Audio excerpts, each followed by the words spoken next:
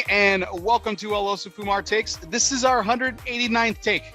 You didn't think it was going to happen, did you? But here we are, live and in person. I'm your host, Perry Duplessis, as always, and I'm so proud, so pleased, and so privileged to be with you all tonight. This is going to be an awesome show. Technology tried to get us down, but we came back stronger than ever. And before we get to formal introductions of my guests tonight, we do have to thank the people that make this show possible. And that, of course, is our sponsors. Tonight's show is sponsored by Drew Estate. Drew Estate is about to make someone a whole lot richer during its latest freestyle live shows the company's been doing on Facebook Live. Drew Estate has announced that it will hold a Bitcoin sweepstakes for numerous incredible prizes for all of their attendees. Freestyle live events, including a grand prize of one full Bitcoin. Yeah, that's one full Bitcoin for a lucky fan, to be announced on the February 17th, 2022 edition of Freestyle Live. Entry into the unheralded Drew Estate Bitcoin sweepstakes is simple. During the company's Freestyle Live events, which took place on October 15th, November 11th, one more to go on January 20th. Tune in and you could be one of the lucky recipients to get entered into a full Bitcoin sweepstakes by Drew Estate. So check it out at drewestate.com or facebook.com/Drew Estate Cigar. So without further ado, let's get things kicked off. This is our 189th take. Welcome back to the take one. Of course, tonight's guest is sponsored by United Cigars. Smoke one today. Start living united. Mr. Chris Monaco of Amendola Family Cigar. Chris, how are we doing tonight? Not bad, brother. Not bad. Thanks for having me. Oh, well, you're very welcome. It almost didn't happen there for a little bit. So, but we're up and running. Technology great. It's so awesome. You know, it shits the bed, you know. So, yeah, man. Thanks for having me on the show. I'm looking forward to it. Looking forward to connecting with all you guys and you know, shooting the shit, having a cigar, a drink, and seeing where it goes. Absolutely. I think the universe was just wasn't really excited to have us together. You know, like two people together. They thought we were going to duke it out. You know, a Red Sox fan, Yankees fan. They just thought it was going to get violent and ugly, and they're like, we can't have that. Like, we're going to show them. That's why I had to wear my Yankee hat, bro. Yeah. Bro, I knew you were going to come through with your Red Sox hat on. So, you know what I'm saying? Of course. I wouldn't expect it. It's all good fun. You double down to it, your Bronx T-shirt too. I mean, that's what I'm talking about. That's the spot, man. Arthur Avenue, man. I love when I go back home and, go to the market, get all the fresh cheese, the prosciutto, the super side, you know. Don't get too much of that down here in South Carolina, so I got to take advantage when I go up there. So repping the Bronx tonight with my Yankee hat, you know, got to do it. So that's like one of the things that I'm really excited about. My sister actually lives in New York, and visiting her is double downing on what actual deli meat really is, because while we have, you know, there's some good stuff down here in Texas, you can get some good stuff, but that's like the real deal up there. Yeah. Well, one thing when COVID hit, man, I went ape shit, man, because they started doing all this stuff online now. Like Mike's delivers, you know, from the markets. I got a for Frank and Sal's in Staten Island, you know, they deliver. So, and they started that really with doing, you know, once the COVID hit, obviously had to change their business plan a little bit. You know, it's been great. I've been ordering all the food from back home, man. So at least now when I go home, I don't have to get a $400 or $500 box worth of shit in my trunk. You know, it's a lot easier to get it sent down here. So it's worked out pretty well in that aspect. So yeah, don't have to get homesick or anything either. So that's good.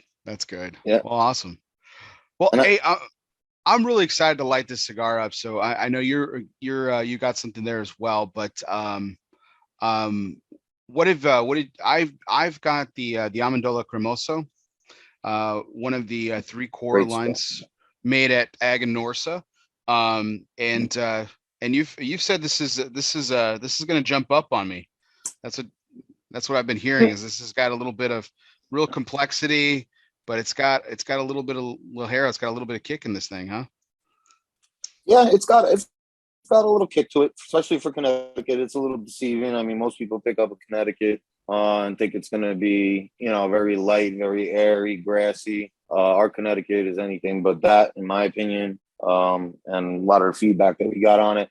And when me and Jeff blended that cigar, we knew that we had to have something with a little bit of punch, because even our old Connecticut, which was pretty popular, had a little spice and punch to it. So we knew, leaving our old factory, going to the new one, that it had to be at least as good or better. So that's kind of why we did it like that. And in my opinion, I smoke one every morning. It's great with coffee, great with espresso.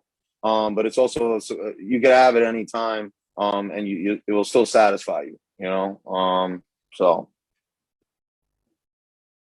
Well, it's the only core that I haven't had yet. It was like the last cigar that I had when I got from you guys at the trade show. Mm-hmm. And I know we're going to be talking about some more of your cigars here in a little bit, but I ironically, it's funny. This cigar has got brought up on every interview that I've listened to yours, and so I was like I specifically held it back for tonight's show, because I was like I'm gonna light this one up, because I want to see what, like, because everyone that was smoking it really seemed to enjoy it and was really kind of bought into the complexity that you guys blended with it. So I was really stoked. So Mm-hmm. it was hard, but I held back and I saved it back for us for tonight. So I'm excited for it. Well, you got more coming to you. You got more coming to you. So smoke it up, man. Enjoy. Tell me what you think. Definitely pay attention to the retro hail, man. I've said that on numerous videos. Me and Jeff. I retro hail a lot when I'm smoking a cigar, to really get those complexities and those flavors on the front end of your palate. So I would definitely, if you can, retro hail, and you'll really take you a little bit on a better ride. So I'm curious to see what you think, man. What are you drinking over there? Are you drinking anything with it, or just... I'm paying homage to my guest of honor tonight. I'm drinking some of Italian's finest. I've got Pellegrino. Oh, okay, that works. Yeah. That works. Didn't I'm not as good as you. I'm drinking some whiskey. Sure. Tonight, little bourbon. So I thought about grabbing something in, and I just didn't have it. But I've got to have water during the show, or else I'll go crazy. So, but speaking of going crazy, not the best transition in the world, but I was really, the one thing I wanted to talk to you about the top of the show. We're going to get into some Yankee Red Sox stuff here later, because that's obviously going to be a lot of fun. But before you got into cigars, and I know we talked a little bit about your day job before the show started, but you were in a rock band. So yeah. I was in a metal band for like 5 years, man. So okay. Good. Yeah, talk. I gotta hear this. Like, what did you play? How did this all start? Well, it started. I was working, my day job as an elevator mechanic in the city, 5 boroughs. And I've always loved music since I was a kid. I played guitar. My father was a drummer. So coming up, I always had a set in the house, and eventually, with the guitar, I kind of it was just, I didn't gravitate towards the guitar, or I wasn't naturally good at the guitar like I was the drums. Like the guitar I had to really work at, and take lessons and learn chords and, scales and all that shit. And after a while, I was like, man, just, I went to my dad's place. I'm like, man, let me just get on the kit. And it kind of just was more of a natural thing for me. And I just had more of a passion for it. I didn't have to try as hard, and it was just more of a natural. I just took to it. So as I grew older, I play here and there, but I never did anything serious with it.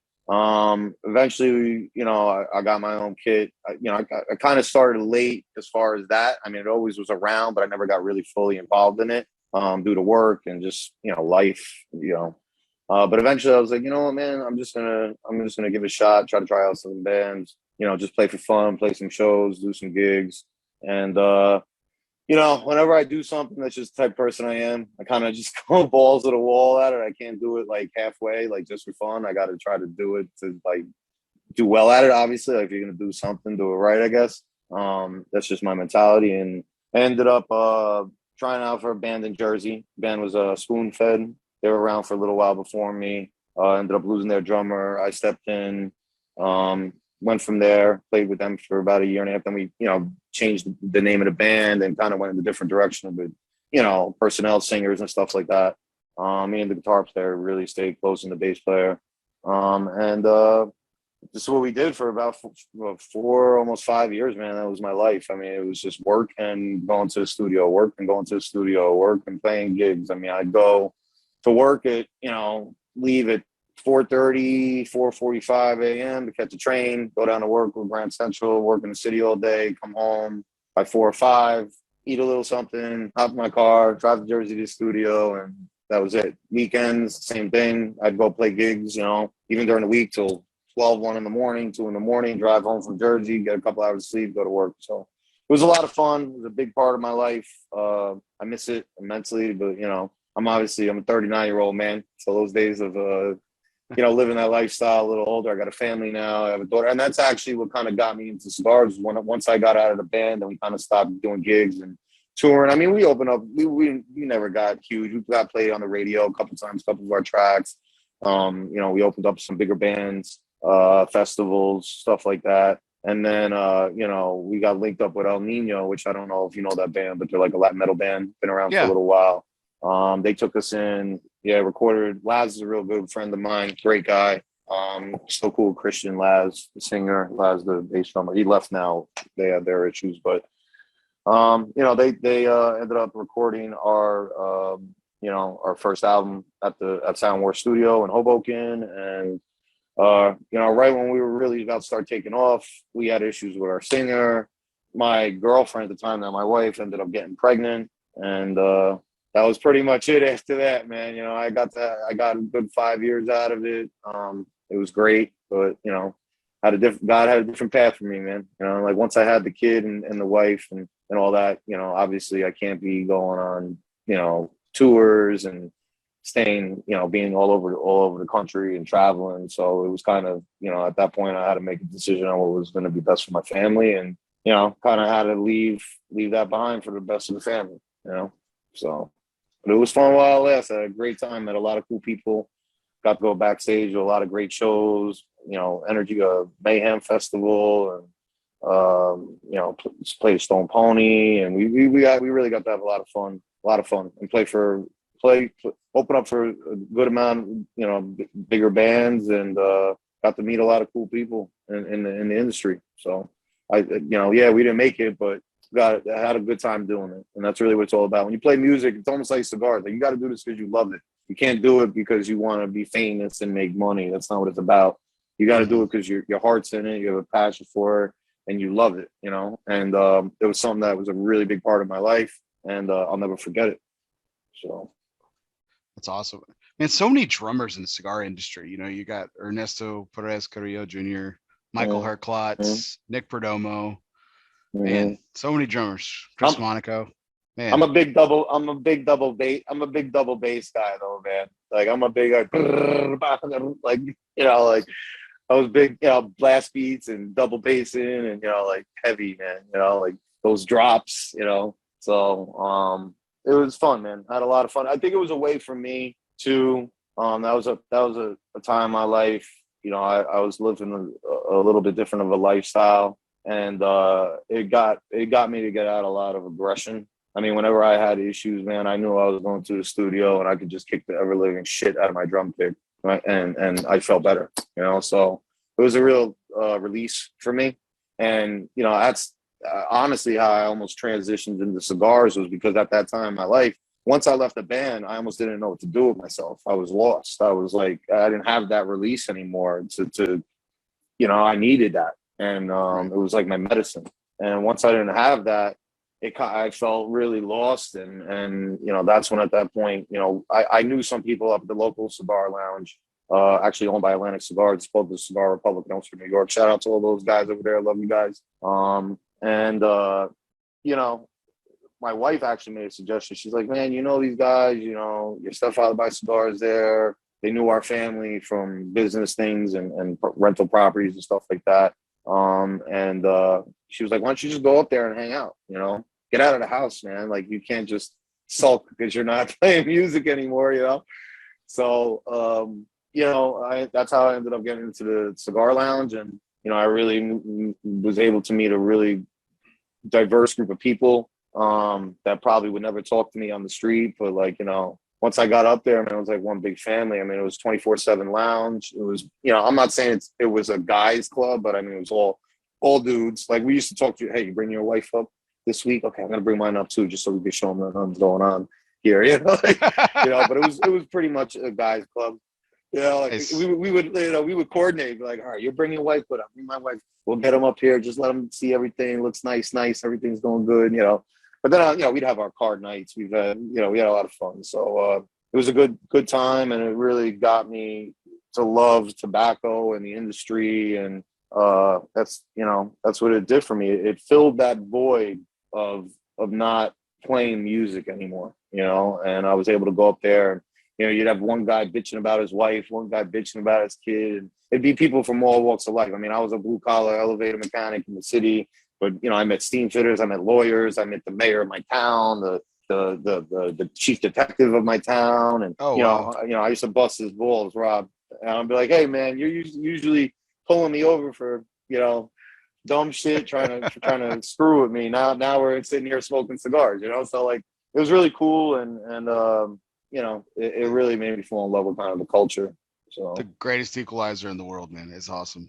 Mm-hmm. Which is a perfect transition to tonight's major point. So Power of the P, tonight's major point is brought to you by the people, cigar people, the people who know everything about a lifetime of service. Protocol Cigars is more than just pool parties and good times. Well, maybe it is. There's a lot of those too. What up, Juan? But behind the fun is a motivation for service, a motivation for giving back. Love Juan. And from the original Protocol Blue to the latest release in the Lawman series, Bass Reeves, it's Protocol Cigars has always been about honor, passion, and yes, of course, the people. It's what their life's work has always been and always will be about. So Power of the P, Protocol Cigars. So Chris, we talked a little bit about you were talking. The P stands for pool. The P stands for pool parties too, pal. Okay, don't forget to mention the pool party. Absolutely, yeah, absolutely. That's why I was like, some badass pool parties. I gotta give them that. Maybe it's about pool parties. Maybe it's good times. Yeah, well, maybe it is. But man, those. I mean, I think what's it's funny about Kevin and Juan. Those guys remind me a lot a lot of you and Jeffrey. You guys have this. I mean, it's more than just a love of cigars. It's a love for like everything. There's this joy that kind of exudes like around you. It's kind of not to get all hippie-ish, but it's an aura. It's the way. It's just the way. Like the moment I met the two of you guys, I it just felt like I was brought in. It was awesome. Oh, thanks. Yeah, it's the vibe, man. Despite my hat. Man, listen. That was the first thing I busted your balls on, right? But, yeah, of course. Hey, that's how it goes, man. It's all love. It's all love. That's how it goes. Best rivalry in sports, man. I love it. But no, I mean it's about the vibe, man. And since day one, honestly, me and Jeff have had that vibe with each other. It was just easy. We didn't have to make the relationship work or, stroke each other's ego or do anything like that. Like, I bust Jeff's balls all the time. I bust his balls more than he busts my balls. That's kind of the difference in personality. He's more of a laid back, a great listener, very patient, and I'm more sometimes a little bit more in your face and, blunt. And, I've spoken about this in other interviews, even in, I think, the interview we had with Coop like a year or two ago.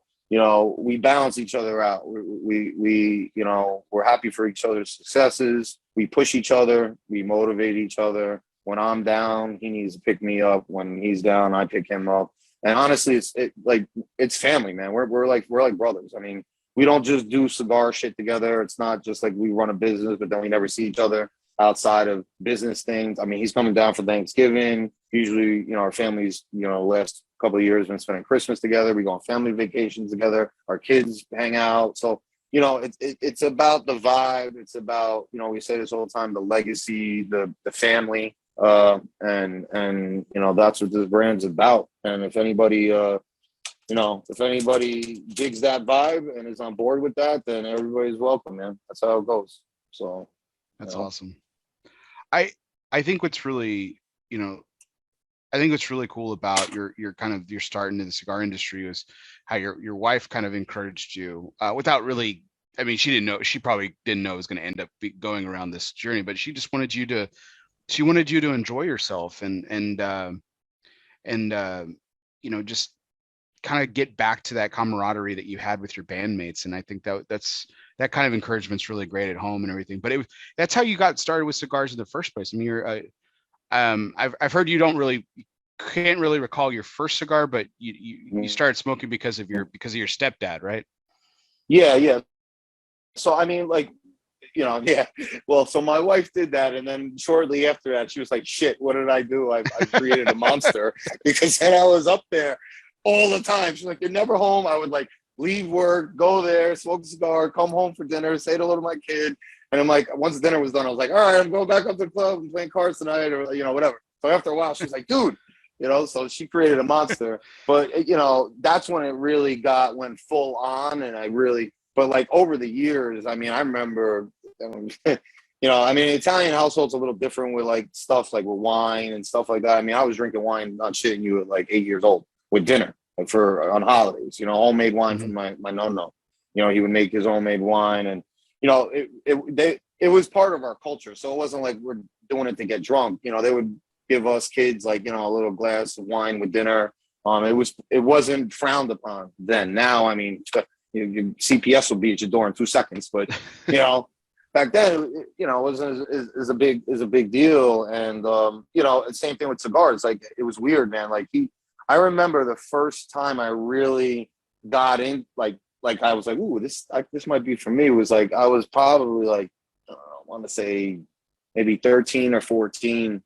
And I remember he had started like with the sticks. They're cheap. They're like almost like they're called Avanti. They're like Anisette. Oh yeah. Cigars. They look like shit. It looks like they look horrible. The tobacco's crap, but it's like a flavored Sambuca or Anisette flavored cigars from Italy. And I remember putting that. He had one lit up. And he's like, "Don't sit on your mother." And I took like a couple puffs. I'm like, "Oh man, this thing's awesome." And then as I got a little older, he would always have one on holidays. I remember, I think the first real cigar that I smoked was like a Monte. I think it was a Monte Cristo White, because he really liked those in the beginning. So, he definitely was a big influence as to, it was around, always holidays, family gatherings. So kind of fell into it that way. But the real passion for it, where it was like it turned into an everyday thing 2-3 times a day, was, once I got out of the band, got up into the lounge, and really kind of more engulfed myself in the whole culture and community of what, this is all about. So your stepdad used to smoke these Avantis, which are kind of like that Toscano style, which is that, that more rustic look, and those. Yeah, it looks like a piece of dog shit. It looks like a dog turd. But you can smell them, man. I mean, I bet that takes you back when like someone's lighting up a Toscano somewhere around you. Like, I bet it takes you back to those holiday meals that you were talking about. I mean, smell is so nostalgic, It does, man. Yeah, it does. Like, even it's weird. Like, even when I see, if I go into the store and I see that box, like, I'm like, it reminds me of when I was a kid, So, it definitely, he had a part of it, and me falling in love with it. It started, kind of, I said, like, with family gatherings, stuff like that, but it wasn't like an everyday thing. I'd be like, all right, I'll smoke one with you on Christmas, like once a year for a little while there, and then I started getting into it a little with my little cousin. My little cousin actually really got into it. And then I remember he gave me a Rocky Patel, like, Connecticut. And at that time I was like, oh, this ain't bad. I smoked that. And then that's when I just got out of the band. He was starting to smoke some cigars with me. And then, I was kind of lost because I didn't have like an outlet anymore. And between all those things combined, and then my wife saying, hey, why don't you go check this out? And that was it, man. It was, the rest is history. Now I'm here. So I'm envious in a way, Chris, because my father holds a special place in my heart. I know your stepdad raised you, but my father was a cigarette smoker for not for his entire life, but he quit a few times, always went back to it, and but he never smoked cigars. And I as his health has started to deteriorate as he's gotten older and everything, I want to, more than anything, I want to share a cigar with him, but I don't want to ever give him that gateway back to cigarettes, Mm-hmm. and so I've kind of put it on the back burner and everything. So I'm envious in a way of that, but Cigarettes are the worst, man. I mean, I smoked cigarettes since I was 13, 14 years old, man. So, and I quit. I mean, I don't smoke anymore. Jeff gets on my ass because here and there for the late night. I might pick up a pack when I'm away from the family and, burn down a couple Newports real quick. But, all in all, I don't smoke anymore. I quit like full time like 2 years ago, like where it's like every day, full time, a pack a day. But yeah, I mean, I did that, up until a couple of years ago, honestly, probably 4 years ago, maybe. But cigarettes are the worst. They're the worst, there's and if you're looking not to get back into them, yeah, I mean, I can see where you're coming from, where you don't want to give them a cigar. But yeah, cigarettes are trash, man. They make you feel like such shit. It's just a total different experience. I mean, cigarettes are people smoke because they're stressed out. Cigars, people smoke because they want to enjoy the experience. So it's a total different thing, total different thing. Yeah, when I explained to him why it was different, because he was like, he was so, I think he was disappointed at first when I started smoking cigars because he thought it was the same thing. And I was like, no, Dad, you don't understand. And I was telling him about this lounge that I was going to when I was in college, and I was talking to him about the tobacco and like all this different stuff. And he started really coming around on it because he was like, wow, okay. Yeah, okay. Like he saw that it was different because it was nothing like his experience of smoking cigarettes and everything. Well, And I think what it is because it's a tobacco product. People get that stigma. Obviously, tobacco, they think it's automatically bad. It's going to kill you. And like, listen, I know these things can give you their own set of problems, so they say, too. But I'm going to tell you right now, it's nothing like cigarettes, man. I mean, cigarettes, you're inhaling that. It's just shit ton of chemicals in there. I mean, take a cigarette and put it up to a black light. That will answer your questions right there, bro. The fucking thing glows like neon. All right, like there's something, and you're smoking that. So it's sprayed with thousands of chemicals. It's a total different thing. This is all pure. This is made by hand. From the time it goes in the ground till the time it comes out, there's no impurities or synthetic shit being put into it to get you more addictive and more. So I can understand people who aren't never been into smoking at all. To them, it's all the same. Smoking, vaping, to them, they just see smoking as smoking. But if you really do your homework and, read up, obviously, cigarettes and vaping and cigars are not even in the same category, not even in the same realm. So absolutely not, man. Absolutely not. So no, I'm really glad that we got to talk about your father tonight because I know you recently lost him, and I wanted to, when I've heard others, other interviews you've done and talk about, that's how, one of the reasons you got started and everything. And I wanted to honor him tonight. So I'm glad we could I appreciate a couple of minutes. Yeah, don't salute, Vince. Thank you. I appreciate that, my friend. Thank you. Yeah, it's been a rough couple months, so, but I really appreciate that. Yeah, he was a good man.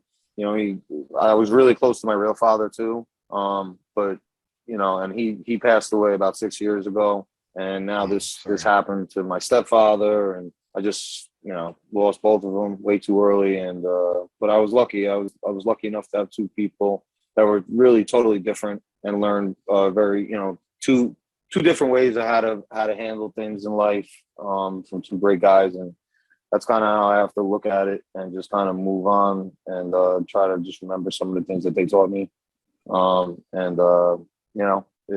That's what life is, man. That's unfortunate. Shit happens, and it's not just to me. Everybody's got problems, and they got different sets of problems maybe, but everybody's got problems. And at the end of the day, you just got to push through. I think honestly right now more I feel worse for my mother, because they came down to the Carolinas. They just moved out of New York. They came down here about 2 years ago, built a brand new 4,000 square foot house. They think they're going to retire. And this happened. So now she's just more lost and not knowing where she's going to go with her life. So that's that's my responsibility, to look after her and kind of make sure that she's good moving forward, especially considering I'm the last living male in my family. So, I had a really big family. I mean, there used to be 20, 25 people at the dinner table every Christmas, holidays. And, in the last 7 years, it just got wiped out, man. Started with my father and it went through my whole family, between grandparents, my aunts. My aunt died. My uncle got hit by a car last year. My mother's brother. Now, so it's been a lot. It's been a lot, and we're just hoping that the next couple of years, everything falls into place. I guess God's got a plan, man. Kind of sucks. I don't like the plan so far, but I'm not questioning it. Just doing what I gotta do, man. Sacking up and do what I gotta do, man. That's what it is. So. Well, I know that family's such an important thing to you. So even despite all the every tragic loss recently, it's good that it's good to see that you're still rolling strong with it. And I feel like it seems like you take everything in stride and you just kind of roll with it, which is just that's some incredible strength. But I think it has a lot to do with the people that are behind you with that. So that's really great. I appreciate that, brother. Thank you. So, so speaking of the people that, are behind you and everything, obviously when you got into this business, we talked about how you got into the lounge life and you were spending way too much time, according to your wife, up there and everything. But this led to the introduction with you and Jeffrey. So how did that come to be? Like, were you looking to get into the cigar business, or was it just a business opportunity that kind of landed in your lap? No, I was looking. So this started maybe 2013. This where I really started getting engulfed. Where I was at the lounge every day. So over time, I really became more of a collector, and I was searching for unicorns. And I really started to read up about tobacco and the factories and from fermentation and rolling and the different region, all that stuff. And, every story behind each cigar. And I was like a cigar dork, you know what I'm saying? And, it really is, I knew it was something that I really loved. And to a point where it was like sickening. Like, some people were like, all right, bro, we get you like cigars, man. Like, talk about something other than fucking cigars, like it was getting a little, So, and I'm like, man, I want to get into this business, but how? I mean, I'm an Italian guy from New York.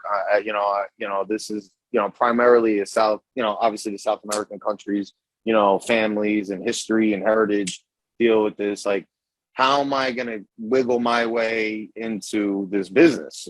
And I knew that I didn't want to do it by myself, because like this whole thing is about culture and family, and I didn't want to do it by myself. I wanted to enjoy the experience with somebody, but I didn't know when I was going to find that person, how I was going to find that person. It's not like I was actively looking, but I knew that when the time was right, I was going to, and I found the right vibe and mix. I was going to jump in, full force. So I ended up moving down here, leaving New York. Wanted to kind of get out of there, for the better of my daughter, my family, give them a little bit better of a way of life. Because, New York's rough, man. If you're not, I mean, my wife's from Texas, so she was like, how the hell do you live? See, like I knew deep down, Yankee fan and all, you were a good man. I knew deep down, Yankee fan and all, you're a good man. You married a Texan, smart man. My wife's from Houston. Yeah, she's from Houston, my wife. So, but she was up. When I met her, that's how I met her. Was she came up to New York for work in sales, and we actually met at a gas station. It was such a scumbag. I was hitting on her at the gas station, trying to get her number. So, but when I got home from work, I had my bandana on. It was all dirty and disgusting. She's like, "What the fuck? Who is this guy?" But luckily, I ended up getting the damn number. But where was I going with this now? Oh man, that is smooth, man. I mean, you're looking like trash. She's coming from her sales job. Guys are at the gas Yeah. station, man. Oh man, to be a fly on the wall Yeah. for that conversation. Oh man, that's the Yeah. stuff of Oh, legend, she Chris. took off on me. She took off on me, man. Oh, And then I'm like, what the? I caught up to her at the light. I'm like, I want your number. I'm sitting there trying to hold the thing, like holding the steering wheel with my leg, writing the number on my hand. She's yelling it out the window because she won't stop, And oh, dude, you have no idea. It was a good. It's funny now, but yeah, I mean, so so at that point in time, like when I got down here, I started thinking more like, man, how do I get into this business? And I started, like I said, really doing more research. And I linked up with a couple people here locally. Actually, Yanni, shout out to him from the Vintage over in Charlotte. He had ended up doing an event with Jeff. And I guess he ended up talking to Jeff and saying, listen, you two got to meet. This dude's, from the same area in New York you're from. You guys are the same age. You're both Italian. You both love cigars. He's got a man cave. Why don't we, after the event, stop by his house and just shoot the shit, have a couple drinks, smoke, whatever. So Yanni ended up calling me up. He's like, hey, I'm going to bring this guy, Jeff by and we're just going to shoot the shit. And I'm like, all right, yeah, whatever. And, once he came in, like right away, bro, we just clicked, man. I mean, we were here, I think the first night till I'm not shitting you, it's like 4:30 in the morning. We went through a bottle of whiskey, went through like 3 cigars.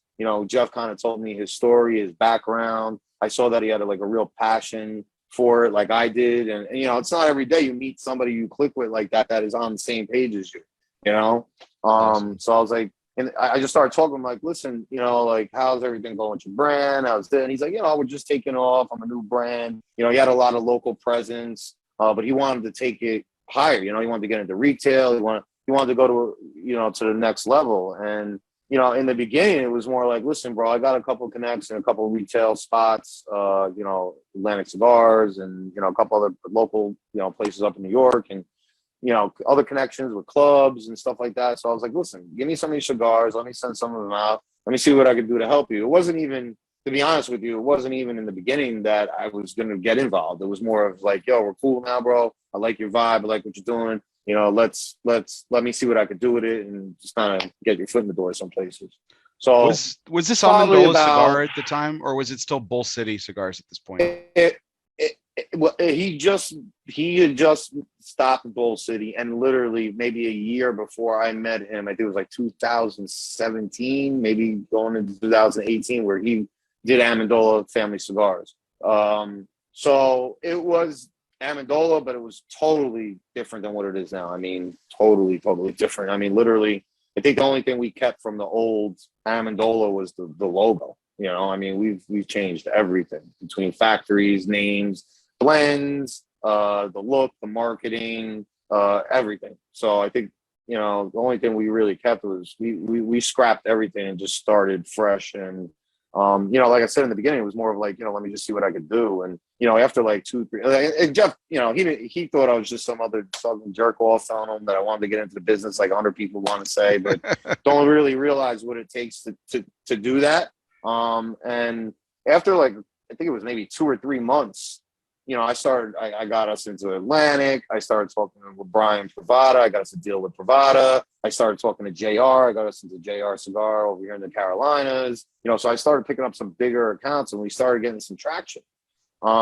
Right when that happened, so once that started happening, I'm like, listen, I'm looking to get in the business anyway. You need somebody to kind of handle that end of things. Jeff is very good with the events. And I mean, we both do it all. We both could, we both could get our hands dirty in any part of our business. Like if I'm, busy doing something and he's got to step up, he could do it. If he's busy with something and I got to go handle an event, I could do it. But we also know what we're good at and what our strengths are. So we kind of stay in our lanes when we have to and get out of those lanes when we need to, if that makes any sense. Did he train you how to roll too? So I learned, honestly, this past probably 2 years, I would just buy tobacco and dick around with it myself here. And I kind of taught myself and then learned also from Jeff too, certain techniques. And So it's kind of a combination. But I also don't roll like Jeff rolls. I mean, that's his thing, you know. Mm-hmm. I can roll you a cigar, smoke it, and it'll be fine. But that's not. I do it more for when we're blending and when we want to come up with a new idea, and before we go to the factory and say we want this, like we'll actually roll it out here. We'll play with the tobacco and we'll mess with it here before we talk to the factory. So I did it more for that, just to learn about tobacco, different flavors, the different profiles on each wrapper, stuff like that. So, but yeah, I mean, we both kind of can dip into anything, but we also know what our strengths are. So after about the first year, at that point, we were getting bigger accounts. I'm like, listen, bro, let me handle this. You do that. I want to partner up. I've been looking to get into business anyway. I know he was looking for a solid partner. Somebody that would take this as seriously as he took it. So we ended up partnering up 50-50, and we just rocked it out, man. And then what ended up happening was, like, right when we did that, literally, like, I'm not even shitting you, like probably 2 or 3 months after that, that's when COVID hit. I'm like, oh my God. So, which killed the event side of the business a lot for Jeff, because he was surviving off of that. I mean, that's his bread and butter. And that really killed the event side of the business, and, really forced me to kind of step up on the retail aspect, because, we needed it to keep the business afloat. Now, at that same time, we had some issues with our old factory. And when me and Jeff, even before the issues, we were talking, and, I told him, with me getting involved, there needed to be some major changes, and he agreed. And that's one thing I got to say about Jeff, man. Like, he really, I think he saw my strengths and just kind of let me go. Like, he trusted in me to let me go and kind of make some decisions and make some suggestions. And he was open to that. And I think that's also another reason why we have such a strong relationship and why we work well together. Like, we don't care who comes up with a good idea, just as long as it's a good idea and it works. Like, it doesn't matter Right. if it's his idea, my idea, we don't, it's not like that, we don't care about who's getting the shine, who's not. It's about the success of the business. That's what we care about. We want to put out a good product, and we want people who are smoking our product, and getting behind our brand to know that we're a consistent brand that they can depend on. They like our vibe. We're putting, I believe, something totally different out there than what everybody else is doing. As far as, like, we didn't conform into what the industry is where even, like, a lot of people who aren't Spanish, like, gringos like us coming into the game, they go and everything right immediately, everything's Spanish, everything has a Spanish name, everything. And that's respect to the industry. And we get that. But the way, we looked at it was like, why are we doing something? Why are we trying to be something we're not? That's not what we are. That's not how we grew up. Why don't we just be who we are, represent who we are, how we do things, and roll with that and see how it goes, be genuine. Stop trying to be something you're not. And so far, I think it served us well, so. What are some of those strengths you've referred to? Like, he really relied on you for some of your strengths. I mean, I can infer based on the things that you're talking about, but you guys, I mean, like you said, you guys went through some pretty dramatic changes in the last couple of years where I know it was obviously a company decision, but I mean, were you the force behind some of these factory changes, these sales pushes to get in some of these bigger accounts? Like, what were some of these strengths that he started relying upon of you? Well, I listen, whatever decision at the end of the day, we come to no matter, like I said, whose idea it is, we meet in the middle and we discuss it, and so it's not really like that. But as far as, like, factory changes, well, when I first started, dealing with him, he had some concerns. And then when I started, seeing the product that we had, I had some concerns because I'm dealing more with the sales and the things. And I'm like, listen, if we're going to compete with some of these products, we need to put out a better product than this. And we have to have more of a reliable source, and the way I looked at that time, financially, if I'm dumping a good amount of money into this financially, like, we need to make these changes. Otherwise, I'm not going to feel very comfortable. And he agreed. He was like, we do need to make these changes. And, it just happened at a crazy time where everything kind of just all started happening at once. He reached out to a couple people, and, I was making some suggestions on some things, and it kind of just all started coming together, organically.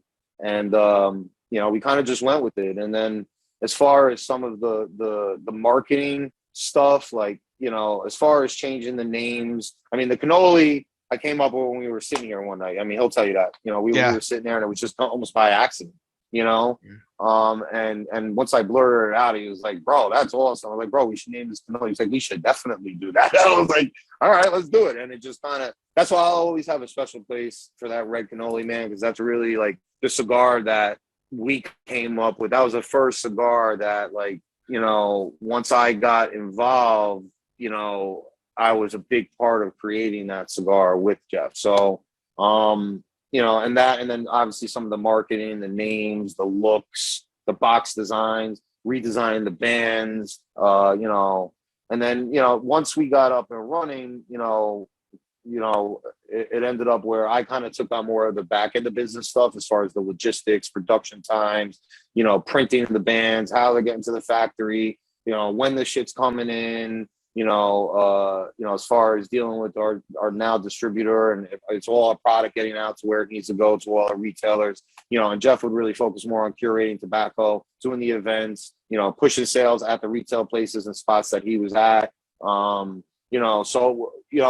It's like if it ain't broke, don't fix it kind of thing. So, and I think Jeff saw that, like, with my leadership on the back end of things, we were going in the right direction. And with his leadership on the event side of things, like, and getting that exposure locally and, like, even, nationally, going all over the place, traveling the way he does, you need, and he agreed, like, you need both of those aspects to make this work. You can't just have somebody who's good at one thing, but you got to have your hands in all these different pots to really, I feel, have a good blend and recipe to make this thing work like a well-oiled machine, So, it's really a tribute to the way we work together and the way we believe in each other's, like I said, strengths. And when I fall and I need him, he picks me up. And when he falls and he needs me, I pick him up. And that's the way it's supposed to go, man. It goes both ways, man. So you two are partnering. We talked about this a little bit at the trade show this year. You two are partnering with the two of the hottest factories in terms of boutiques too, as well, in the industry. You got Aganor Sleeve for your core lines, and then you've got for your your limiteds like the cannoli and things like that. You're doing it through La Zona, with Eric Espinoza. Were you a heavy Espinoza or a heavy La Zona smoker, or a heavy Aganorsa person before this happened? Or was it something that, as you guys were exploring new opportunities and wanting to put out that better product, to use your words, was it just something that you guys, found? Well, I've always loved Aganorsa because as a consumer, I smoked a lot of Aganorsa products. As far as, like, I smoked a lot of Viaje back in the day, and so I've always loved Aganorsa. So when we got the call that we had an opportunity to work with Aganorsa, I felt like, I was like, yeah, man, that's like, playing for your team. When you're a little kid, you're rooting for that team, and then you grow up as a player and you're playing for that team. Like, so I felt the sense of pride in a way. It was like, wow, we in a matter of a year or two, we're getting opportunities to work with a factory like that. It was really, like, to us, both me and Jeff, like, we looked at it as like a blessing and an honor, and as far as the thing with Eric, we had our old distributor, Dustin, shout out to him, who did a lot for us, always was in our corner.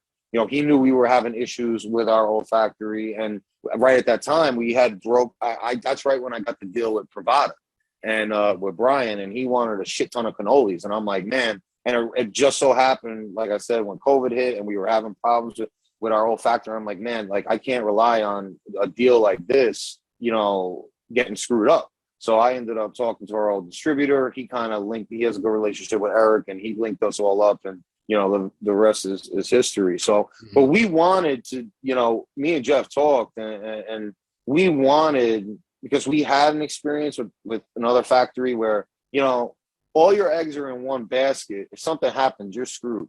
You know, so we wanted to have a little diversity as far as our factories, not Sure. only for that reason of not them just, I don't want to say having us by the balls if something happens, but also to give the customer that diversity and flavor.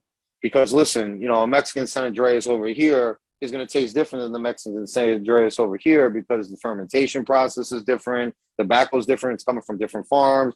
It may taste similar, but it is going to also taste different. You're going to get different notes, different flavors, depending on the factory and how they ferment, the fermentation process. So, you know, we wanted to have that diversity. You know, we wanted to offer, all right, you know, if you're not really into Aganorsa tobacco, now we got, you know, Eric's tobacco from La Zona, you know, and like even like our Padrino and our Special, which hopefully we should be getting soon.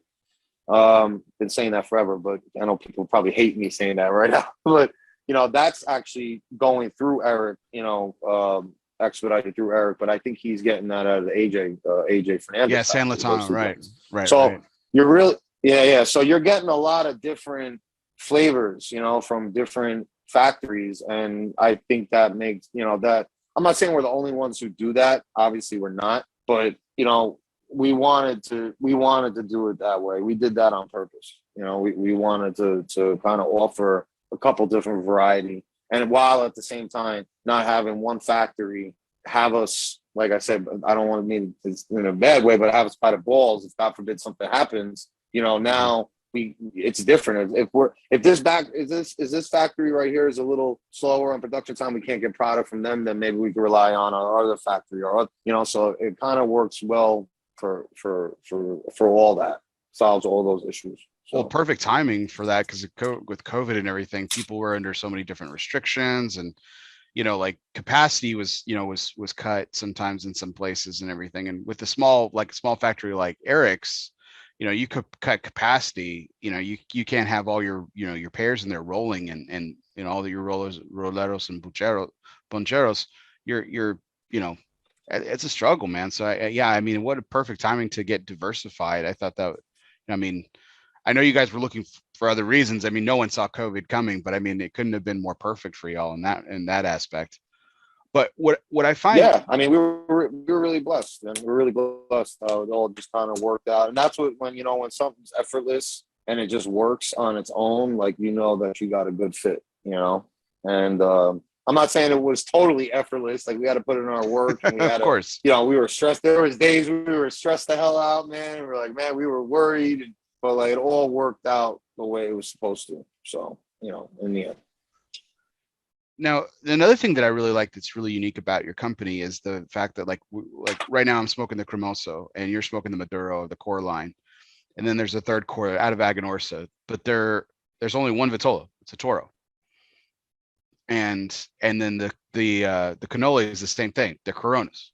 So you guys have these blends, you know, these 6 different blends, 2 different factories, but it's all just one Vitola. And that's something that's really incredibly unique too, because, you know, you see, you know, I mean, Chris, you've been part of this industry for a while, and as a consumer too, you would see a brand launch and then they have like, you know, 4 facings and like, you know, 4 Vitolas a piece and everything. So you're immediately kind of, you know, like, not overwhelmed is kind of a negative connotation, but you're kind of confronted with like, okay, well, which Vitola do I go with? What do I do? You guys make it simple. So, and it seems to work for y'all. Well, I mean, like I said, going back, I mean, we again, like, nothing was done by accident. We did that on purpose because, you know, there's 2 reasons. There's two reasons behind that thought process. One was, like you said, we didn't want to overwhelm the customer, especially with a new brand. Like, I know me, I used to hate walking into a humidor and seeing one blend in literally 30 sizes. And I'm like, bro, I've never had this before. Like you just said, which size would be the best? Which has the best balance between the filler, the wrapper, and the binder? Was it, you know? And it's like, Jesus, man, like, you know, like, it's too much, you know? But the other thought process behind that was, you know, as a retailer, especially as a newer brand, when we're competing with brands like Monte Cristo and Drew Estate, and we're fighting for shelf space, you know, it's a lot easier for me to go up to a retailer and say, listen, man, like we got our core line from Aganorsa, we got our, you know, our cannolis from Espinosa, we got this, you know, but they're all coming in one size. We're not asking for like a huge space on your shelf. Just give us an opportunity to show you what we got.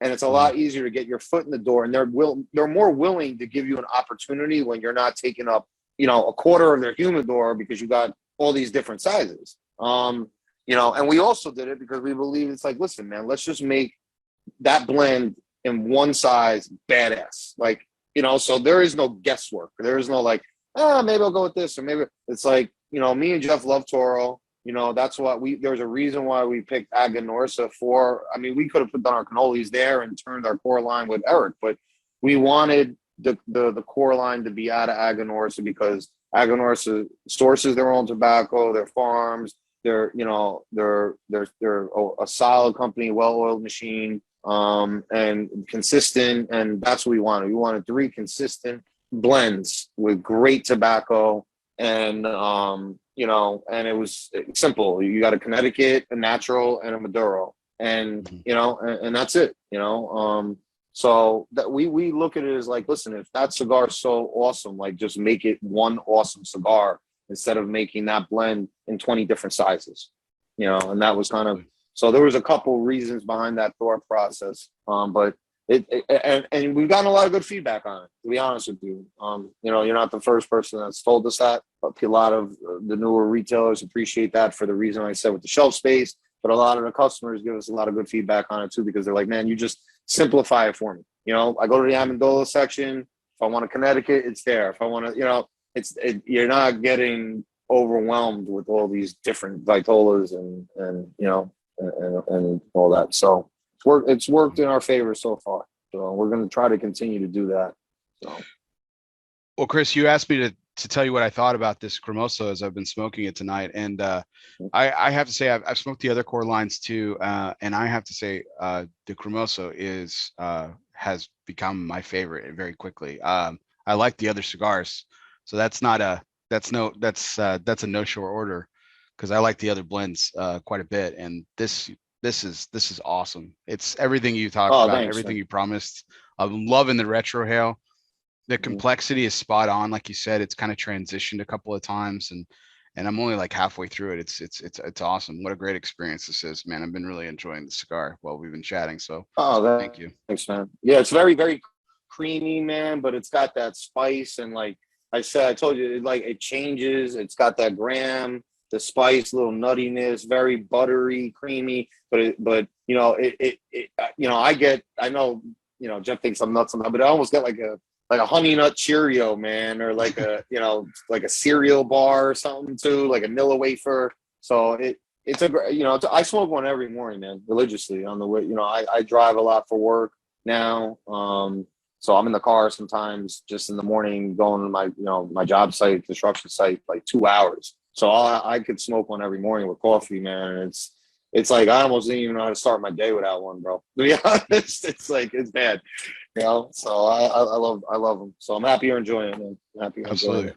Well, speaking of your day, I know your day is going to start early tomorrow. So and we started off with some technical difficulties. So we're going to roll right along here into our two of our more fun segments. But Chris, I want to thank you for taking us down a little bit memory lane again, paying homage to your late stepfather, and also talking a little bit about the catalyst part that you played. And I know it's a team effort. I can't wait to have Jeff on the show and talk to him and get his story as well. But I know this is why I do this, man. Everyone's got their unique part, their unique place. Mm-hmm. And I really like sharing everyone's individual voice. And I think it's always interesting to talk to people. But well, I appreciate you having me on. I know it's been, crazy. We were supposed to do it, I think maybe a month ago. And then obviously I had all this stuff going on with my family, but I just wanted to thank you, all your viewers, giving, me the opportunity to get on here and speak on your platform. So, obviously Coop is an awesome dude. I want to give a shout out to Coop. I know you guys are tight, and, we're not going anywhere, man. We're in this for the long haul. We're not just a flash in the pan brand. We will be attending, a lot of trade shows moving forward. I'm gonna try to get. I think we're going to TPE this year. I don't know if I'm gonna be able to make it now because of everything that's going on. Maybe with I told you I might be relocating, down to Florida. So if that happens, I'll probably, Jeff will probably be out there at TPE. I will definitely be there for PCA. But yeah, man, just for everybody out there, if you guys haven't smoked our cigars yet, just give us a shot. Run through our lineup. I think that at a certain, I think that there's something in there for everybody. And if you don't like one, then you'll have to like the other. I think we have enough diversity in our portfolio that there's something for everybody in the mix. So with that being said, yeah, man, I really appreciate you having me on here and having your listeners listen to my story. So I appreciate it, and our story, the Amendola story. Absolutely. So we've got 4 more questions for tonight, Chris, and we're going to roll through 2 of our fun segments involved with this, and actually 3 of our fun segments. So of course, we always kick off our fun segment with the One Must Go, which is always brought to you by United Cigars, featuring La Giana Havana and distributors of Jose Dominguez, Bandolero, Garofalo, and the highly acclaimed Atabey and Byron lines. So smoke one today and start living united. So I promised everybody that we were going to bring up this rivalry. We kicked everything off. This was how Chris and I first met. He saw my Red Sox hat, busted my balls right at PCA trade show. Loved it. And this is the part of the rivalry that I love is when I meet a Yankee fan and they immediately give me the right amount of shit. Like it's not like over the top, not super aggressive, not ready to just kill me. Just enough to let me know where I stand, which isn't very high because I'm a Red Sox fan, and that's okay. So we got two one must goes. Okay, so this is how the one must go works, Chris. I don't think you've participated in this on Coop's show, but we do it here as well. And so I'm going to give you 3 things, and you have to pick one. So in honor of our rivalry, we've got 2 sets of questions. So I went with 3 Yankees and 3 Red Sox. And you got to pick one of the Yankees that you got to kick to the curb. They're gone. And same thing with the Red Sox. Okay. So the Red Sox one's probably going to be a lot harder because I know you want to kick all 3 of them to the curb, but I was going to say that. Can I just pick all 3? They all got to go. Right. No, not part of the rules, man. So, but I wanted to make the Yankee one tough too, because I picked 3 of my favorite Yankees that I think everybody who loves baseball has respect for. These are 3 of the good guys in the past. And I know you grew up, we're about the same age.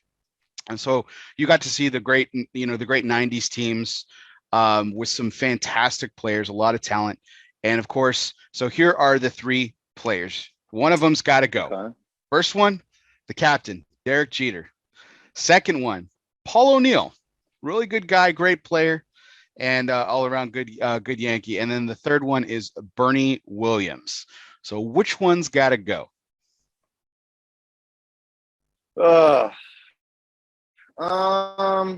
Definitely not G. I mean, that's that Jeet's.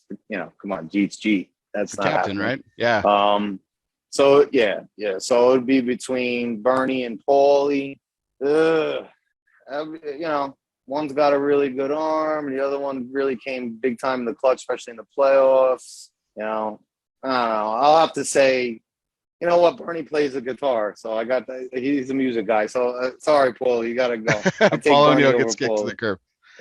Then, yeah. So well, and then those 2 center field, right? And Bernie and Derek center field's a tougher job than right field too. That's true. And Paul O'Neill wasn't a Yankee for life. He played for the Reds for a while, so I know Bernie and Derek Jeter were lifetime Yankees. So there you go with that one. Okay, so the Red Sox. Well, this one's going to hurt a little bit more. It's funny. Hold on one second. You know what? Go ahead. Hold on one second. Where is it?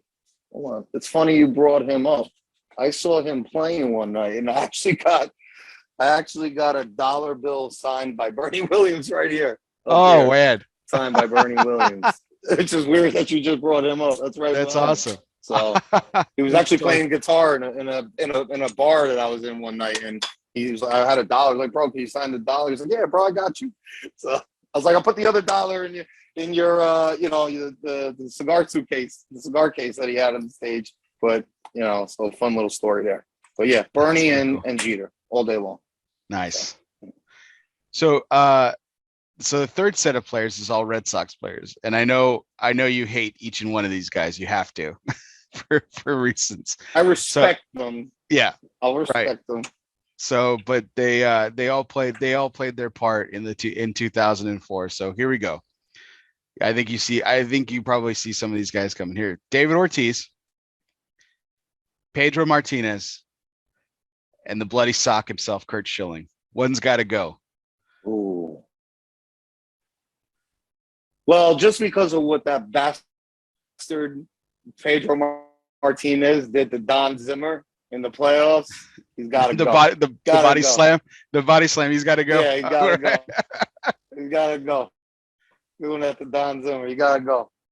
So listen, I respect all those players are great players. I respect them. But if I had to pick one, I get David Ortiz were the best DHs ever. Pedro's a great pitcher, but I think, in my opinion, I think that Schilling was better than Pedro when it comes to pitchers. So I would say Pedro had to go. I thought you were going to throw Veritek in that mix, man. I almost had Veritek. He was their captain. I almost had Veritek, right? Yeah.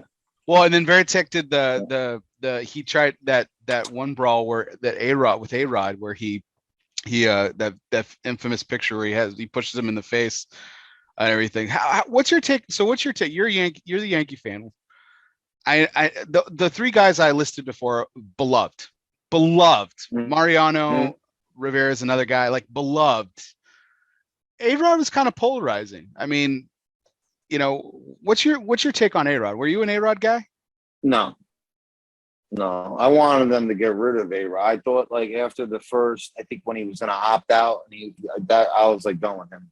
Overpriced. I mean, listen, A-Rod's a great player. Obviously, you're coming to the New York Yankees. He was a way better shortstop than he was third baseman. I think that screwed him up a little bit. But obviously, you're coming to the New York Yankees. You're not going to take Jeter's spot. That's not happening. Yeah. So, but I just think that he never that's why Jeter is my favorite player.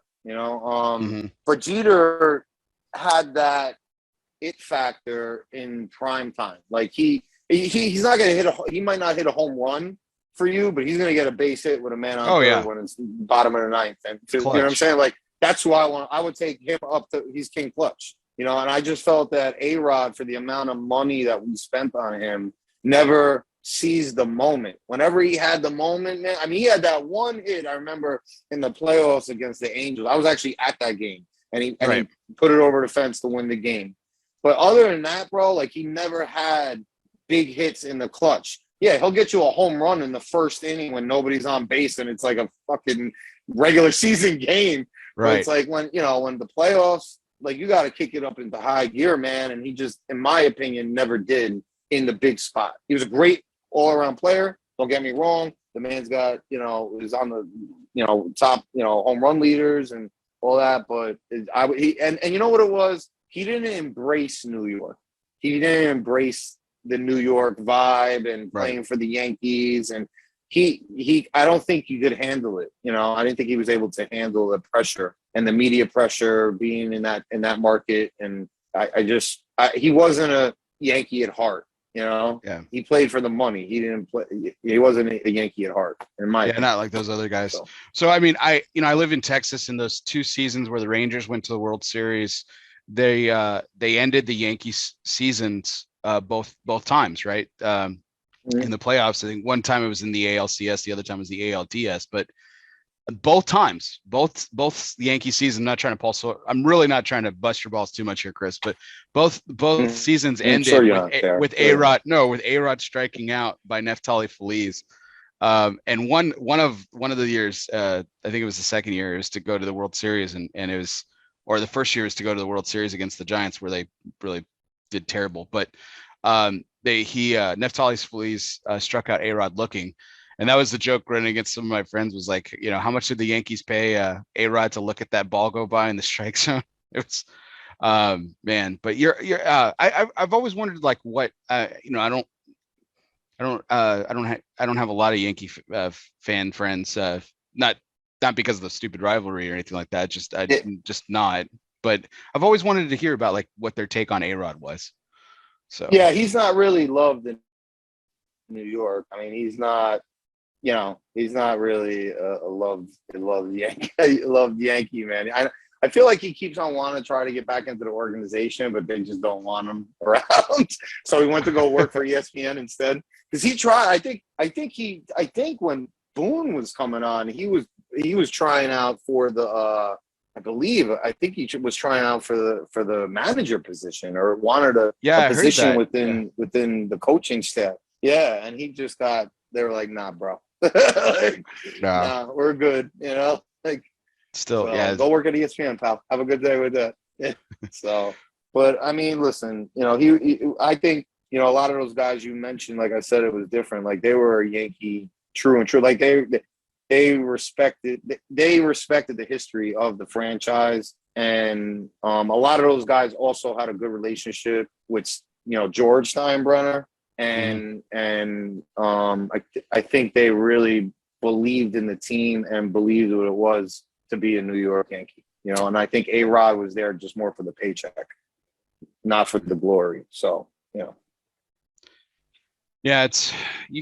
like I said, those other three guys you could tell are just beloved and respected even by, Red Sox fans too. So, but that was our One Must Go segment. It's always brought to you by United Cigar, featuring La Giana Havana and Jose Dominguez, Bandolero, Garofalo, and the highly acclaimed Atabey and Byron lines. So smoke one today and start living united.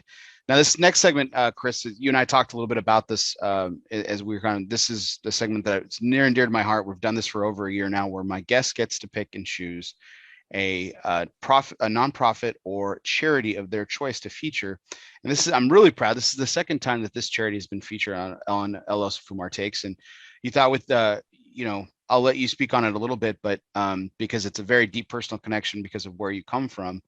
But it was Veterans Day this past week, and we wanted to honor a great foundation that does an incredible amount of work. In fact, during Veterans Day, they held a ceremony in which they read off the names of all 7,000 plus people who have given their lives on the war on terror, and that, of course, is Tunnel to Towers Foundation, a very, very wonderful foundation and great charity that does some incredible work. And Chris, being from New York, I know this is very personal for you. Why did you choose Tunnel to Towers?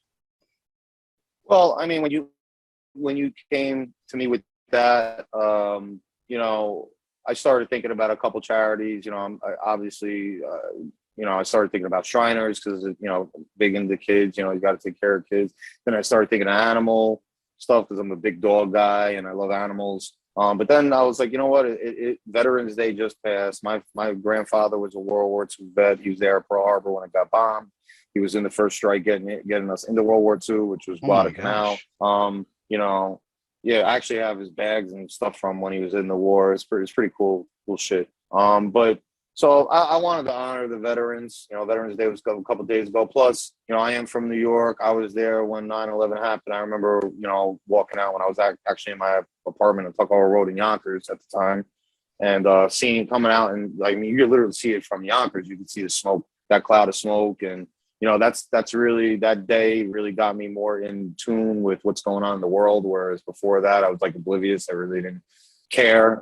Whereas that happened, that kind of really got me, involved with, keeping up with what's going on in the world and a little bit, into politics and stuff like that. So yeah, I wanted to honor all the boys, who gave their lives, and the service members who put on a uniform every day. And listen, I've had my problems with viewing people in uniform, man. I'm not gonna sit here and say, I've had my issues with some of these fucking guys. But I have to say for you to go out there and put your ass on the line, leave your family, and say, God forbid you lose your life, man. I think that foundation, Frank Siller's done a great job.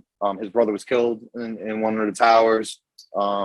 So, I just wanted to honor them close to Veterans Day, honor all our service members, cops, firemen, EMS, or all our boys over there in another country getting shot at, we sit here and drink our, our whiskey and smoke our cigars and worry about not real problems compared to what they're dealing with. I just thought it was the right thing to do, So salute to them and everybody, sacrificing their lives and putting their ass on the line for us and for our freedoms. So I thought it'd be a good idea. It's a fantastic story. Steven Siller just he was on his way home. He had just gotten off shift, and he was going to go play golf with his brother. Through the tunnel, and he went back. Yep. And he ran through the tunnel, and and a lot of great people gave their life that day and lost their lives, and it's a great organization, and I'm proud to talk about it again. And if you guys feel, to my audience, if you feel so called, just please consider donating. I threw the link there in the chat, and it'll be in the show notes later on as well. And Chris, I do this every week. My wife and I have committed to this.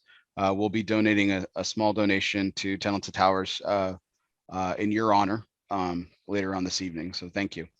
Oh, thank you, man. Well, let me know about that. I'm going to add to it. I'm gonna add a couple $100 to it. So you tell me what you're doing, and just reach out to me, and I'll send you guys a couple $100 and give it to them, because like I said, man, those guys are selfless, and that's what you need, man. You gotta have, people gotta remember, and freedom ain't free, and people put their ass on the line for us to be able to enjoy the finer things in lives and live our lives in a safe, free country where you're able to say what you want to say. And, honor to them. And, just reach out to me with whatever you're doing, Bear, and I'll throw into that pot with you. Absolutely. Thank you, Chris. That's very generous. But thank you so much for bringing this charity up again. I was really pleased. Juan Cancel of Protocol Cigars was the gentleman who brought it up last time, and it's great to talk about it again. So, being there in New York when it happened and everything, I guess you were just out of high school at that point, right? It had to be. Yeah. I was like 17, 18 years old. Yep. I was about 17. I hate to say, I just had gotten kicked out of my house. Actually, I was an asshole when I was a kid. I had a lot of issues, but I remember I was 18 years old at an apartment in Yonkers, and right off Tuckahoe Road with one of my exes.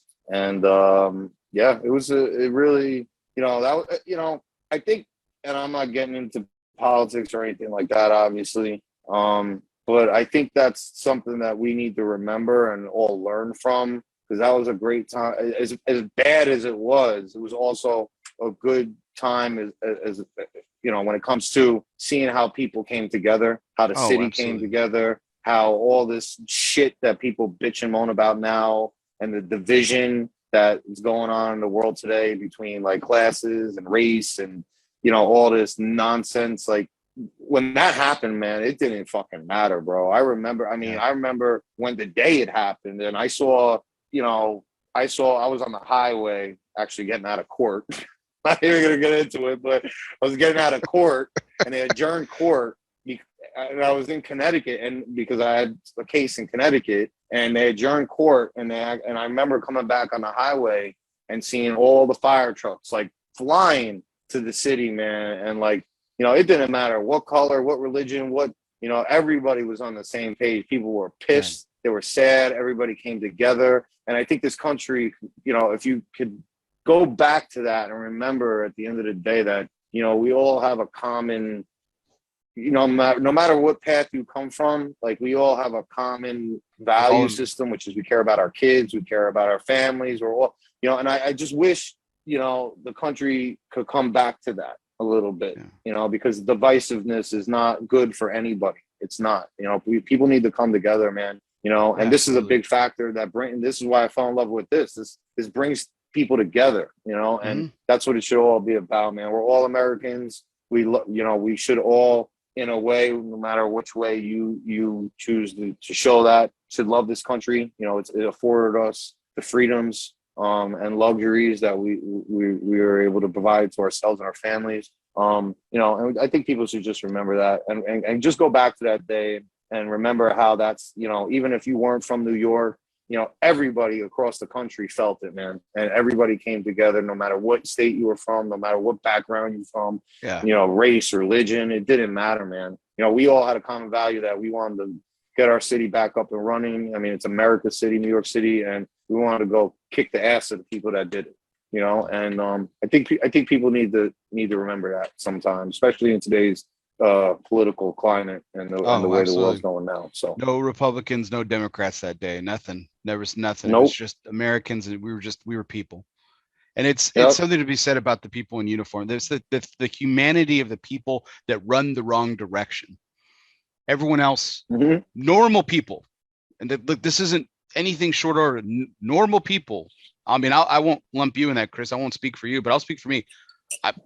I'm running the other way. If I've got my family with me, I'm protecting them, and I'm running the other way. I've got them as close as I can, and I'm running the other way. These are the people that run into that. Yeah, you got to be a different type of person, and you have to be selfless. And like I said, people need to get back to that. You know, the problem now, I think, in our society is, one, the politics, the division, but people are very selfish now. You know, you have your Instagram, your Facebook, you could be whoever you want to be on social media and portray a certain, you know, person that you are, or, you know, and I don't mean to, listen, I'm not speaking for everybody, but, you know, I see a lot of frauds out there. I see a lot of people acting like they're something that they're not, or, you know, you could be you're your own legend in your own mind on your IG account, you know, like, absolutely. You know, I think, you know, and to be selfless is an attribute that is becoming it's becoming less and less that you find people that are selfless and not selfish.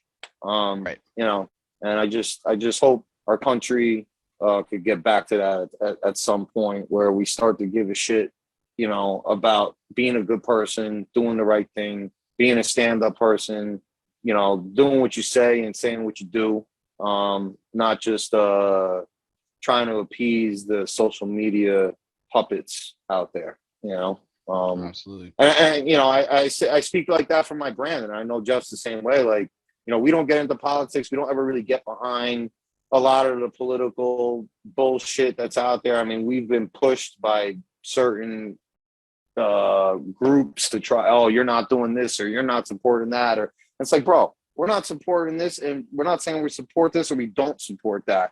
We don't support shit. We support selling cigars and our business. That's what we support. And if you're cool with that, cool. If you're not, and you're mad at me because I'm not supporting this group of thing, or this Democratic thing, or this, then, you know, then roll on, bro. Like, you know what I'm saying? But, you know, I'm not going to just buckle down to the cancel culture and the shit that you want me to do because that's what you believe in. That's great. It's a free country. That's what you believe in. You can do it, you know, but I also believe in what I believe in, and Jeff believes in what he believes in, and we could believe what we want to believe in, and it doesn't affect anybody. And we don't put that into our product and our brand, you know, ever. Either direction, whether it's right or left, you know. We try to stay in the middle, because at the end of the day, we do something that brings people together, and that's what we want to continue to do.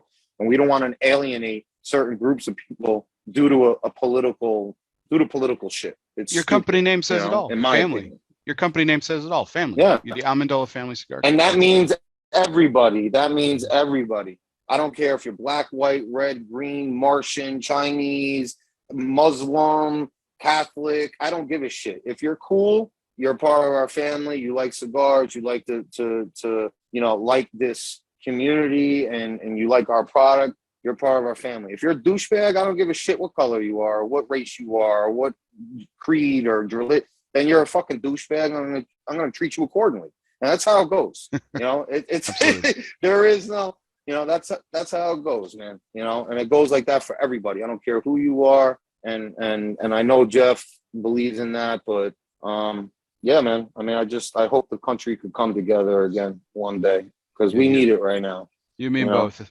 If a Red Sox fan and a Yankee fan can sit here and have a great conversation, The world can come together, man. It can. It can. There you go, bro. Chris, you got time for one last question? Last question. Yeah, of course, man. All right.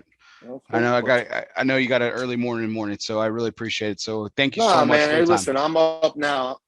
I'm still smoking, man. So whatever you want to keep going, keep going. I'm here. So whatever you want to do, my man. All right. So this is our last question of that, which of course is our curveball segment.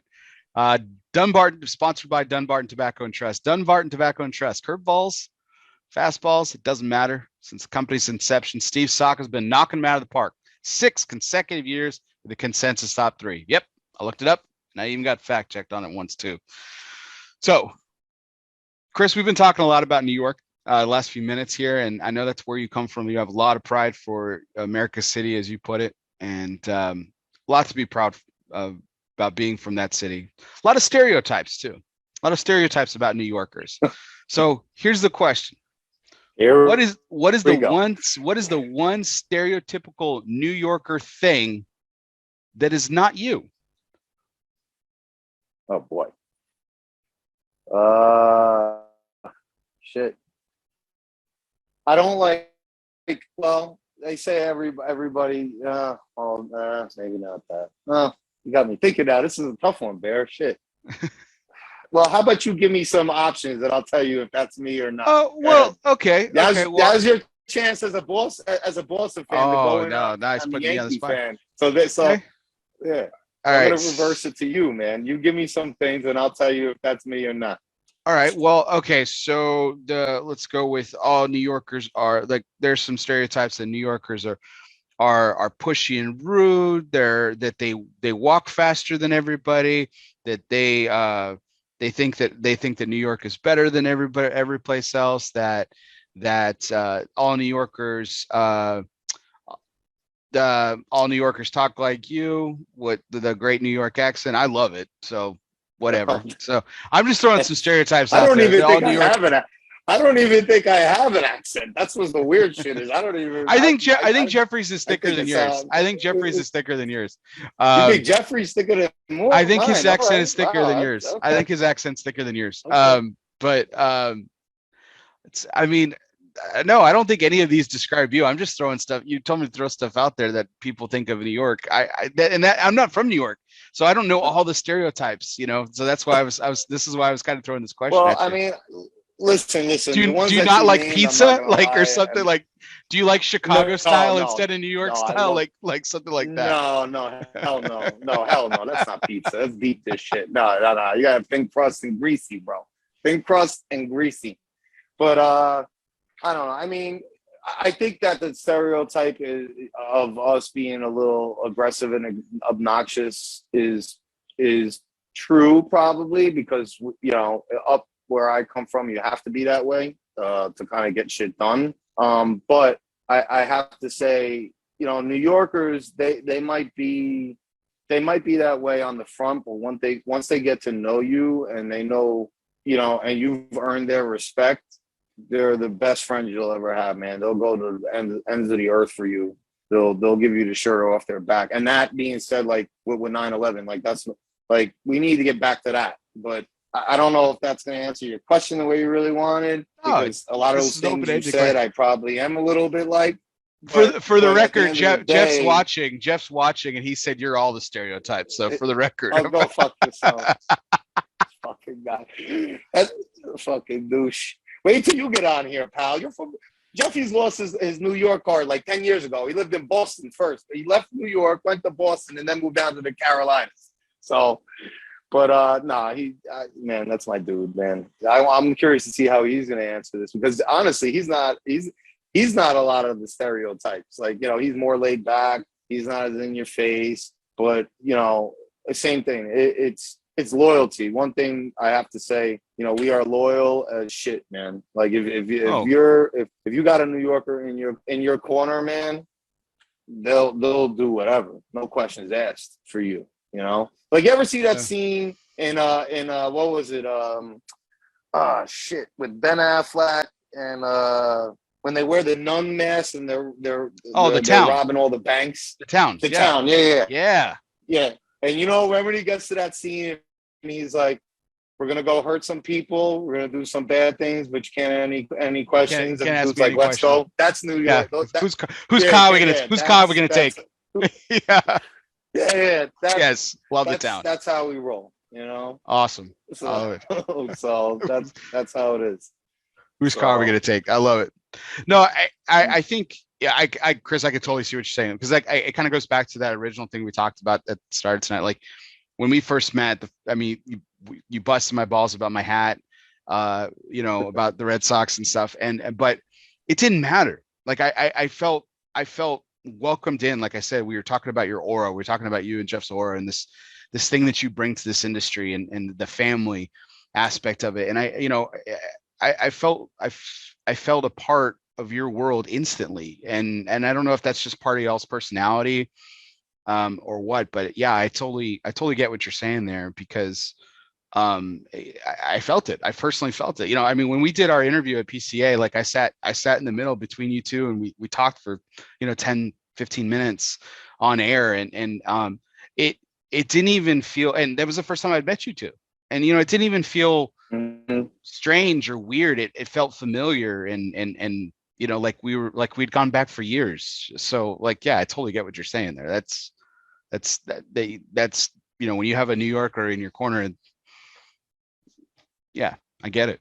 We're a little rough around the edges, but when you're a part of us, you're a part of us, and that's how it goes, man. And it is about family. I mean, we're trying to leave a legacy. And we do this. Me and Jeff do this for our families, man. We're hoping one day we're going to be able to pass this stuff off, to our kids and build something that's worth the shit and people are going to respect over time. And we know this isn't a sprint. We say it all the time. It's a marathon. It's not a sprint.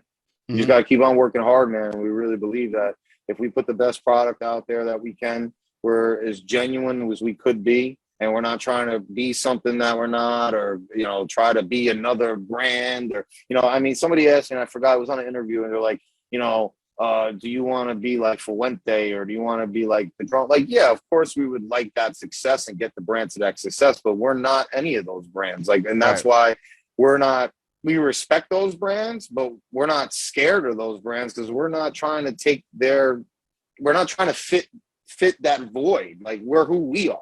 You know what I'm saying? Like, yeah. And we respect them and we want that success down the line, but we're willing to fight for it, and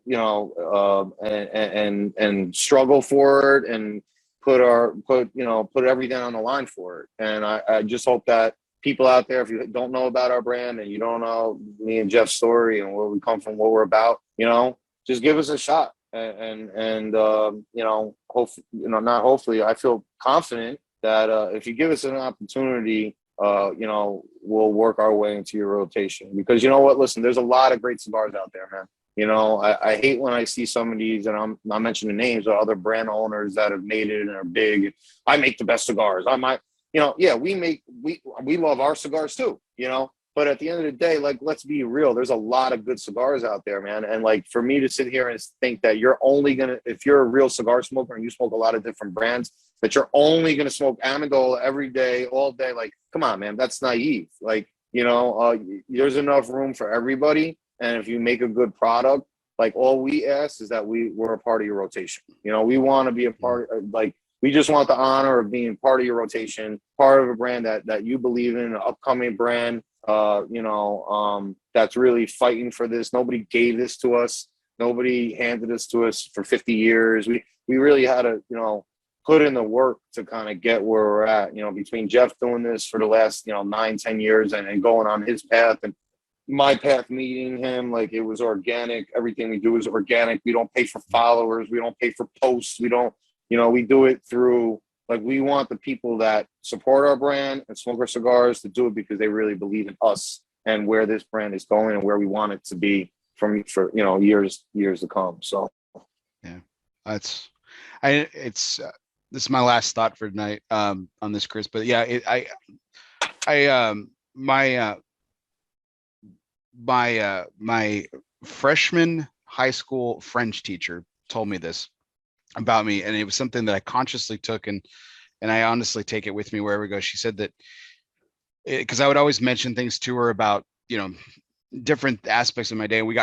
She was really close with my sister, and so I knew her really well, and she always said, you know, Bear, you take snapshots of moments, and she's like, those are the things that really impact you, and they stay with you. And it was actually a moment you probably forgot completely about it because you were probably so dog tired. It was after the trade show.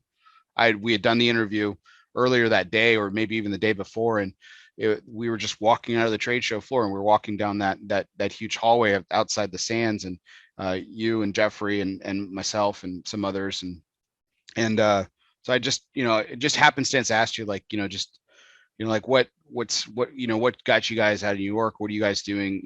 What do you love most about living where you live now? And your immediate thought and your immediate comment was, you both talked about your family and just how much it meant for you to have them with you close, and what it meant to be, where you were with them, and you just talked about your family for, the 5-minute walk that we had, and that was the impactful thing for me. That was the snapshot that I took from that moment. It was just like, here I had this great experience with you two, like the interview that I talked about, and like, you could have answered that question 1,000 different ways, and your focus was home. Your focus was with your kids and and your wives, and I think that's something that I took away from that conversation, was just like, just how genuine and how real that aura that I experienced in that interview earlier that day really was. So Oh, thank you, man. I appreciate you even saying that. Listen, like I said, Bear, one thing I have noticed in this industry, and this isn't dog in the industry. I'm just, listen, I keep it real, and sometimes my mouth gets me into trouble, but I don't give a shit, man. I'm going to tell you, if you're going to ask my opinion, how it is most of the time. And, I have noticed, in this industry sometimes, a lot, when people make it and get a little bit of shine and a little bit of success, it kind of changes them. And one thing with me, and I always say to Jeff, no matter how big we ever get, you ought to always stay grounded. Always remember remember where you came from. Remember the people that helped get you there. I think sometimes success, some people can't handle it, or it changes them. And, it makes you sometimes also like a hater. And it's like, I don't get that. I don't get that. Like, there's room for all of us. I believe, you just gotta stay grounded, be true to yourself. And there's no reason to be like that, because if you make a good product and you are confident in what you're putting out there, there's no reason for you to worry about what everybody else is doing. Like I say that all the time. Like, yeah, I keep my finger on the pulse. So does Jeff. We pay attention, obviously, to what's going on in the industry, other brands, what they're doing, stuff like that. But we don't pay too much attention. You know what I'm saying? Because, we need to worry about us, and we need to worry about what we're doing. And if we're doing our jobs right, and we're putting a product out there, a good product out there, and people are believing in our product and believe in us and what we're doing, the success will come, man. And you don't need to hate on what other people are doing, because if you're doing it the right way, then, and they're not, eventually they're going to fall out, and people are going to recognize that. You don't have Absolutely. to push them off the cliff. They'll fall off the cliff on their own. So, and I think, like, people get like, listen, I respect everybody in this industry. There are greats in this industry, and I respect them and their families and what they did. Don't get me wrong. But at the end of the day, and I say this, and I've said this on other interviews, if you watch, we don't cure cancer, bro. We're not selling out Madison Square Garden. We're not superstars. We're not super athletes. We're not, you know what I'm saying? Like, we make fucking cigars, bro. Like, don't be so full of yourself that, oh, you're this guy, so you can't talk to this new up-and-coming brand because you're way better than... Like, it shouldn't be like that, And I have to say, big shout-out to ELOsoFumarTakes, our distributors. Those guys have took us in because they have confidence in us, and they believe in us. And from day one, man, like, they've been, like, real... Brian Matola, Howard, Dion Giolotto for believing... Like, they believe in what we're doing, and that drives us, because people greats like that give us the opportunity. We want to show them that we're not squandering the opportunity. Like, we appreciate them giving us that opportunity, and we're going to do the right thing. We're gonna I don't want to say make them proud, because at the end of the day, we run our own company. It's it's our decisions, but we want to show them that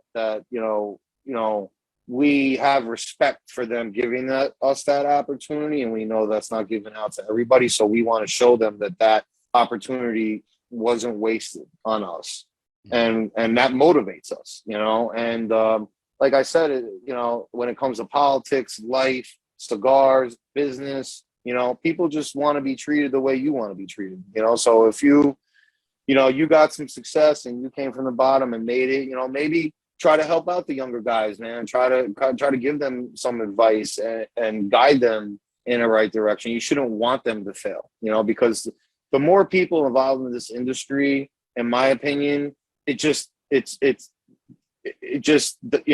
adds to the industry. It adds value. You know what I'm saying? So, yeah.